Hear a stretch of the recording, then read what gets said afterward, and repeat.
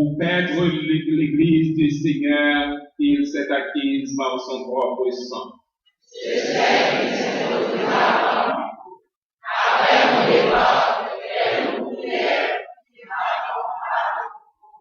Et qu'il se lèvera du milieu de vous des hommes qui enseigneront des choses pernicieuses pour entraîner des disciples après eux.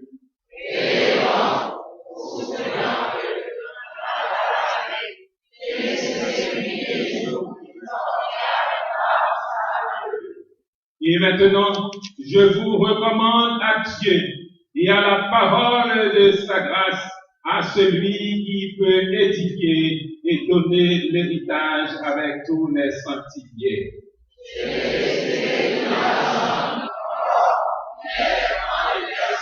Vous savez vous-même que ces mains ont pourvu à mes besoins et à ceux des personnes qui étaient avec moi.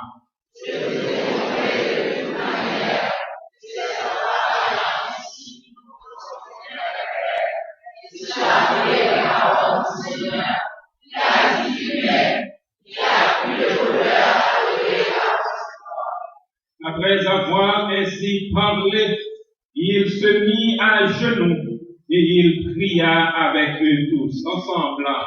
Et tous confiant l'âme et se jetant au cou de Paul, il l'embrassait, affligé surtout de ce qu'il avait dit. Il ne levait plus son visage et il s'appelait jusqu'au navire.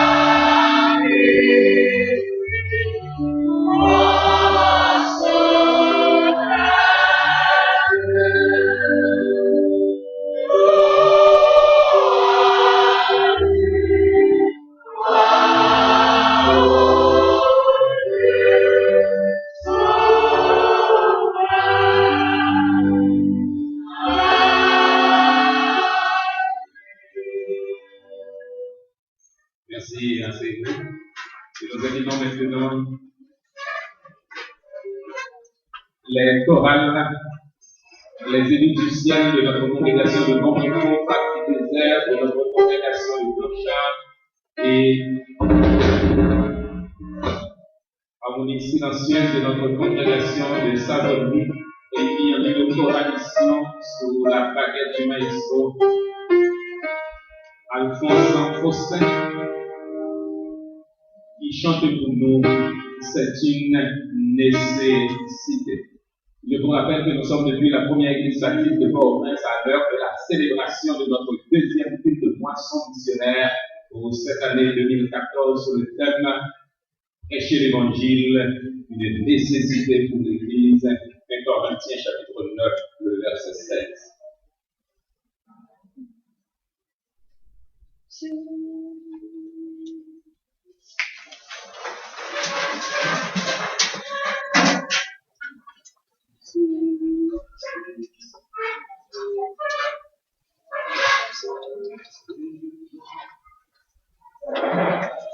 Si j'annonce l'évangile,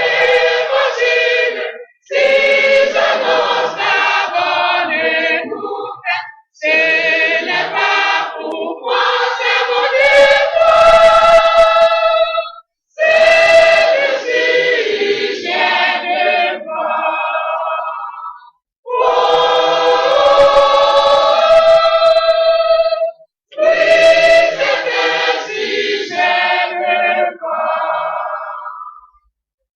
Si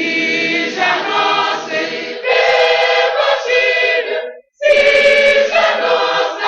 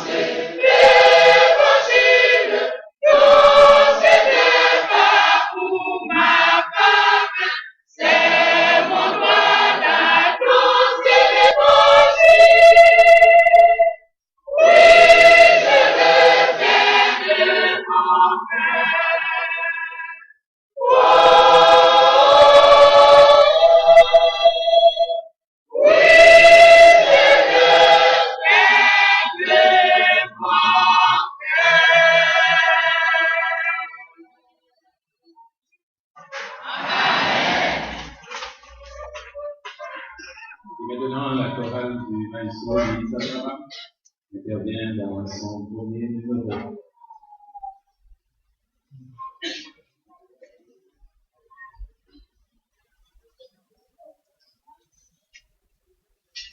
Je rappelle que la chorale chante sous la direction de son maestro fondateur depuis 55 ans,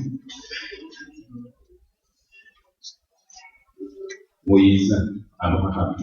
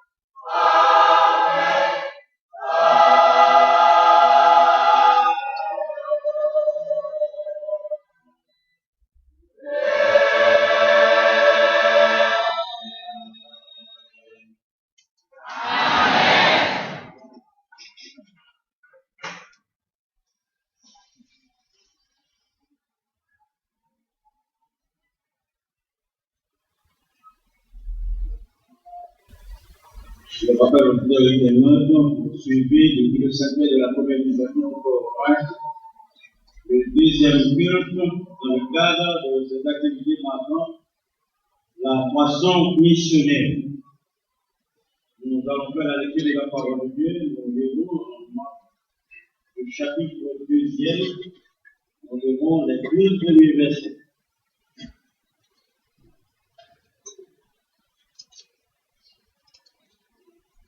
Marc, chapitre 2, du verset 1er au verset 12e.